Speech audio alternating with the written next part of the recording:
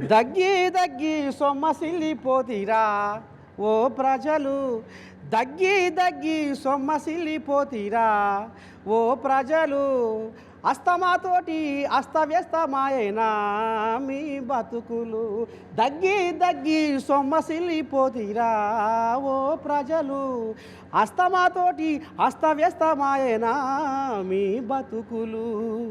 చేపమందు ప్రసాదంతో, చేపమందు ప్రసాదంతో, బత్తిని కుటుంబ సభ్యుల ఆశీర్వాదముతో, నాంపల్లి గడ్డకు నమ్మకంతో వస్తున్నారు.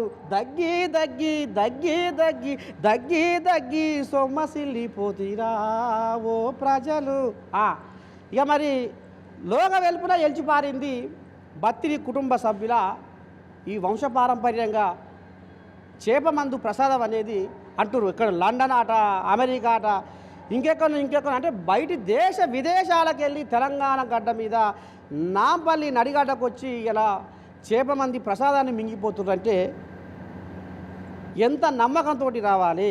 వాళ్ళు కూడా అదే నమ్మకాన్ని నిలబెట్టుకుంటా ఇంకా చెదిరిన మేఘమే మనిషి జీవితం, చేసిన త్యాగమే ఇలలో శాశ్వతం. ఇలా బత్తిని కుటుంబ సభ్యులు చేసిన ఈ త్యాగం ఇది శాశ్వతం. అంటే ఆ చంద్ర తారార్కము వీళ్ళ సేవ బతుకుతూనే ఉంటుంది. అంటే ఈ భూమి, ఈ సూర్యుడు, ఈ నక్షత్రాలు, ఈ చుక్కలు ఉన్నన్ని రోజులు పంచభూతాలు పరవశిస్తూనే ఉంటాయి వీళ్ళ సేవ చూసి. దిక్కులు పిక్కటిల్లేలా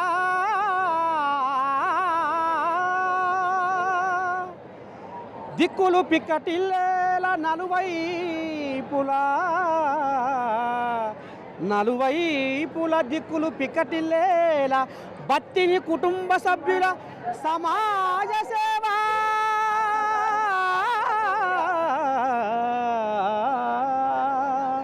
శంకరయ్య సత్యమ్మ, శివరాము, సోమలింగం, హరినాథు, ఉమామహేశ్వరు, వంశపారంపర్యంగా 180 ఏళ్ళ చరిత్రతో ఈ చేప ప్రసాదముతో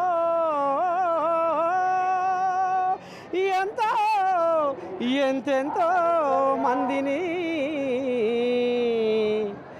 వాళ్ళ ఒంట్లో ఉన్న రోగాన్ని